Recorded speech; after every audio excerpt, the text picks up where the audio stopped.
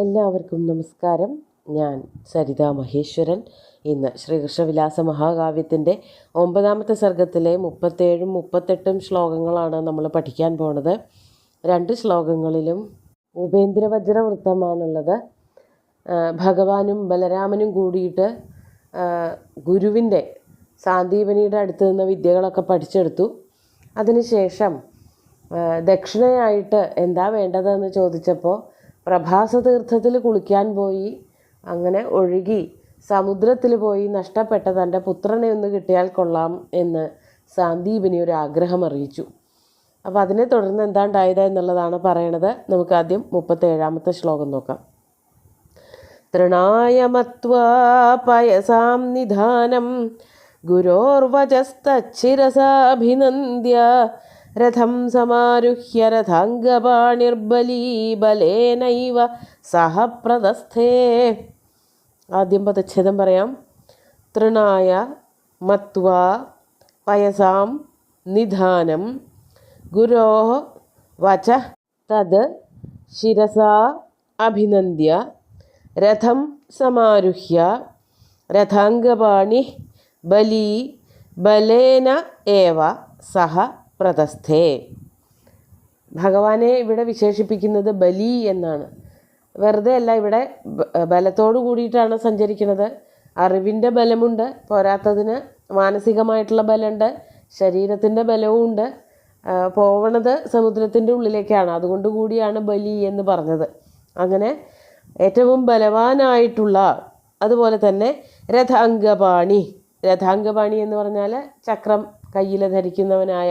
അപ്പോൾ ശ്രീകൃഷ്ണനെ ചില സമയത്ത് ശ്രീകൃഷ്ണനായിട്ടും ചിലപ്പോൾ മഹാവിഷ്ണുവായിട്ടും വർണ്ണിക്കാറുണ്ട്. കയ്യിൽ രഥമില്ല, രഥാംഗം ചക്രം ഇല്ല എങ്കിൽ പോലും രഥാംഗപാണി എന്ന് പറയാറുണ്ട്. അപ്പോൾ അങ്ങനെയുള്ള ശ്രീകൃഷ്ണൻ പയസാം നിധാനം. പയസ് എന്ന് പറഞ്ഞാൽ 2 അർത്ഥമുള്ള വാക്കാണ് എന്ന് ആദ്യമേ പറയേണ്ടായി. വെള്ളമെന്നും പാല് എന്നും അർത്ഥമുണ്ട്. ഇവിടെ വെള്ളം എന്നുള്ള അർത്ഥത്തിലാണ് എടുക്കുന്നത്. പയസാം നിധാനം, വെള്ളത്തിൻ്റെ ഇരിപ്പിടം, വെള്ളം നിറഞ്ഞു നിൽക്കുന്ന സ്ഥലം എന്ന് പറഞ്ഞാൽ സമുദ്രം എന്നർത്ഥം. പയസാം നിധാനം തൃണായ മത്വ, ആ സമുദ്രത്തിനെ തൃണവത് ഗണിച്ചിട്ട്, പുല്ലുപോലെ വിഗണിച്ചിട്ട്.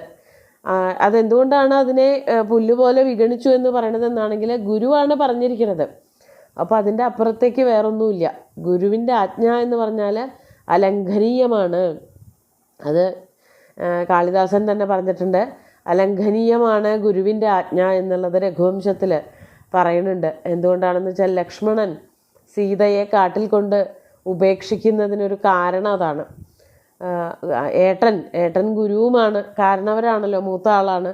ആ ആൾ പറയണത് എതിർക്കാനോ മാറ്റി പറയാനോ തിരുത്താനോ തിരിച്ചു പറയാനോ ഒന്നും അർഹതയില്ല. അപ്പോൾ അലംഘനീയമാണ് ഗുരുക്കന്മാരുടെ ആജ്ഞകൾ എന്നുള്ളത് കൊണ്ട് ഏറ്റവും ബഹുമാന്യനായിട്ടുള്ള സാന്ദീപനിയുടെ വാക്കുകൾ കേട്ടിട്ട് അത് അതേ പ്രകാരം തന്നെ ചെയ്യാൻ വേണ്ടിയിട്ട് പോവുകയാണ്. അതാണ് പയസാം നിധാനം തൃണായ മത്വ ഗുരോ തദ്വച ശിരസാ അഭിനന്ദ്യ. അതാണ് ഗുരുവിൻ്റെ ആ വാക്കുകൾ. തൻ്റെ മകനെ കാണണം, വേറെ ആരെയും കാണണം എന്നുള്ള മോഹമല്ല പറഞ്ഞത്. ബന്ധുക്കളൊന്നുമല്ല, വേറെ ആരോ ഒരാളല്ല, അച്ഛനല്ല, അമ്മയല്ല, തനിക്ക് ജനിച്ച ആകേണ്ടായിരുന്ന ഒരു മകൻ. ആ മകനെ കാണണം എന്നൊക്കെ പറയുമ്പോൾ അതെങ്ങനെയാണ് തള്ളിക്കളയണത്? അത് ശിരസാ വഹിച്ചുകൊണ്ട്, അതാണ് ശിരസാ അഭിനന്ദ്യ. ശിരസാ വഹിച്ച് ഗുരുവിൻ്റെ ആജ്ഞ അല്പം പോലും തെറ്റിക്കാതെ, ഗുരു ആജ്ഞാപിക്കുമെന്നല്ല ഉണ്ടായത്, വളരെ ആദരവോട് കൂടിയിട്ട് ശ്രീകൃഷ്ണനോടൊന്ന് ആവശ്യപ്പെടുകയാണ് ഉണ്ടായത്. പക്ഷെ അതിനെ ഗുരുവിൻ്റെ ആജ്ഞയായിട്ടാണ് കവി വർണ്ണിക്കുന്നത്. ശ്രീകൃഷ്ണനും അങ്ങനെ തന്നെയാണ് എടുത്തിരിക്കുന്നത്. അങ്ങനെ ആ വാക്കുകൾ ശിരസാ വഹിച്ചുകൊണ്ട് രഥം സമാരുഹ്യ, താൻ ഏതൊരു രഥത്തിലാണോ വന്നത് ആ രഥത്തിൽ കയറി ബലേന സഹ ഏവ പ്രതസ്ഥേ, ബലരാമനോട് കൂടിയിട്ട് പുറപ്പെട്ടു. ഒറ്റയ്ക്കല്ല, സമുദ്രത്തിലേക്ക് പോകാനായാലും ബലരാമൻ്റെ കൂട്ട് വിട്ടില്ല. ശ്രീകൃഷ്ണനോടും ബലരാമനോടും കൂടിയിട്ടാണ് സാന്ദീപനി ഇത് പറഞ്ഞത്. വിദ്യാഭ്യാസമൊക്കെ കഴിഞ്ഞപ്പോൾ ഇവർ 2 പേരുമാണ് ചോദിച്ചത് എന്താ ദക്ഷിണ വേണ്ടതെന്ന്.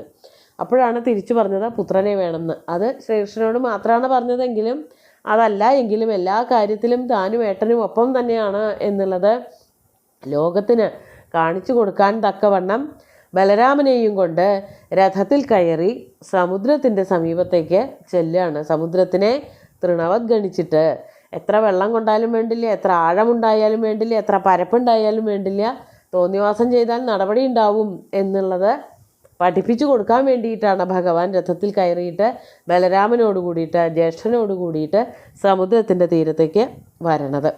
ഇനി അടുത്ത ശ്ലോകത്തിൽ എന്താ വരണതെന്ന് നോക്കാം. 38ാമത്തെ ശ്ലോകം നോക്കൂ. തരസ്വിനാതേന രഥേന യാന്തം സമുദ്രസന്ദർശനസാഭിലാഷം ഹലായുധപ്രാഹ ഹരിം പുരസ്താദ് പ്രദർശയന്നങ്കുലിപല്ലവേന. ആദ്യം പദച്ഛേദം പറയാം.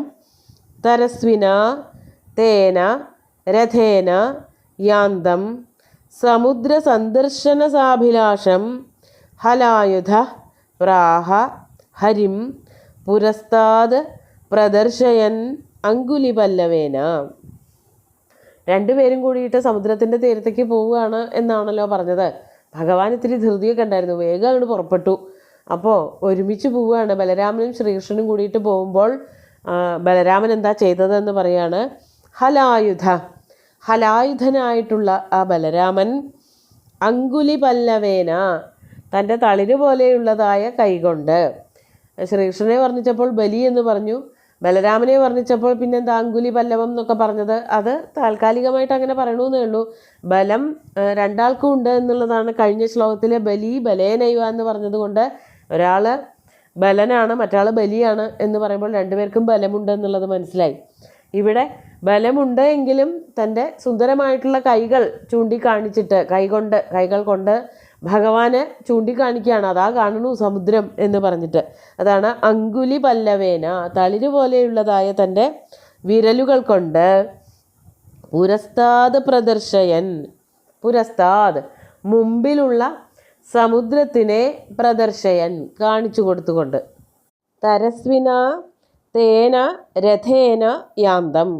തരസ്വി എന്ന് പറഞ്ഞാൽ വേഗതയുള്ള, തര എന്ന് പറഞ്ഞാൽ വേഗത എന്നാണ് അർത്ഥം. അതുള്ളത് എന്നാണ് തരസ്വി എന്ന വാക്കിൻ്റെ അതിൻ്റെ അർത്ഥം വരുന്നത്. നല്ല വേഗതയുള്ളതായ രഥം. രണ്ടുപേരും രഥത്തിൽ കയറിയിട്ടാണല്ലോ പോണത്. അതാണ് തരസ്വിന തേന രഥേന യാന്തം, പോകുന്നവനായ. അപ്പോൾ ശ്രീകൃഷ്ണൻ മാത്രമല്ല രഥത്തിൽ കയറി പോകണുള്ളൂ, ബലരാമനും ഉണ്ട്. അങ്ങനെ വേഗത്തിൽ സമുദ്രത്തിൻ്റെ നേർക്ക് സഞ്ചരിച്ചു കൊണ്ടിരിക്കുന്നവനായ ശ്രീകൃഷ്ണനോട് ബലരാമൻ തൻ്റെ വളരെ തരളമായ സുന്ദരമായ കൈകൊണ്ട് ചൂണ്ടിയിട്ട് കാണിച്ചു കൊടുത്തുകൊണ്ട് പറയാണ്, ഭഗവാനെ പറ്റി പറയാണ്. അങ്ങനെ പോകുന്ന ഭഗവാന്റെ മാനസികാവസ്ഥ എന്തായിരുന്നു? അതാണ് സമുദ്ര സന്ദർശനസാഭിലാഷം ഹരിം. സമുദ്രം കാണാനുള്ള അഭിലാഷത്തോടു കൂടിയ, വെമ്പലോടു കൂടിയിരിക്കുകയാണ്. ആ കടലൊന്ന് കാണണം. കടലിനെ കാണണത് വെറുതെ അതിൻ്റെ സൗന്ദര്യം കാണാൻ വേണ്ടിയിട്ടല്ല, കടലിനോട് ചോദിച്ചു മേടിക്കാനുണ്ട് തൻ്റെ ഗുരുവിൻ്റെ പുത്രനെ. അപ്പോൾ കടലിനെ കാണണം, കണ്ടിട്ട് ചോദിക്കണം എന്നൊക്കെയുള്ള ആ ഒരു ധൃതി അത് തൻ്റെ മനസ്സിലുണ്ട്. രഥത്തിൻ്റെ പോക്കിലും അത് കാണാനുണ്ട്. അതുകൊണ്ടാണ് അത് തരസ്വിന എന്നുള്ള വാക്ക് അവിടെ പ്രയോഗിച്ചിരിക്കുന്നത്. അങ്ങനെ ആ കടലിൻ്റെ അടുത്തേക്ക് വളരെ വേഗത്തിൽ പോയിക്കൊണ്ടിരിക്കുന്ന ഹരിയോട് ബലരാമൻ ചൂണ്ടിക്കാണിച്ചുകൊണ്ട് അതാ കാണണു എന്ന് പറഞ്ഞുകൊണ്ട് ചൂണ്ടിക്കാണിച്ചുകൊണ്ട് സമുദ്രത്തെപ്പറ്റി പറയാൻ തുടങ്ങുകയാണ് എന്നാണ് ഇവിടെ വർണ്ണിച്ചിരിക്കുന്നത്.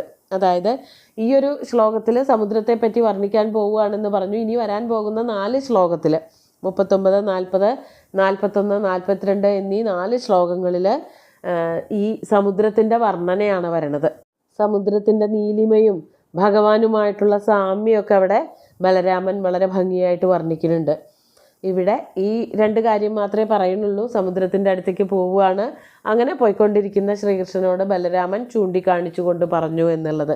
നമുക്ക് ശ്ലോകങ്ങൾ ഒന്നുകൂടി ചൊല്ലി നോക്കാം.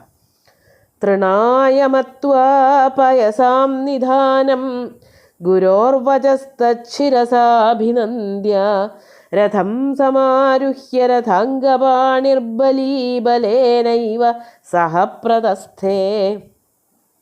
തരസ്വിനാ തേന രഥേന യാന്തം സമുദ്രസന്ദർശനസാഭിലാഷം ഹലായുധപ്രാഹ ഹരിം പുരസ്താദ് പ്രദർശയന്നങ്കുലിപല്ലവേന.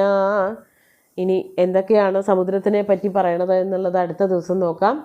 സുന്ദരമായിട്ടുള്ള 2 ശ്ലോകങ്ങളും ഭഗവാന്റെ കാൽക്കൽ അർപ്പിച്ചുകൊണ്ട് ഗുരുവായൂരപ്പനെ സാഷ്ടാംഗം നമസ്കരിച്ചുകൊണ്ട് എല്ലാവർക്കും ശുഭദിനം നേർന്നു നിർത്തട്ടെ. നന്ദി.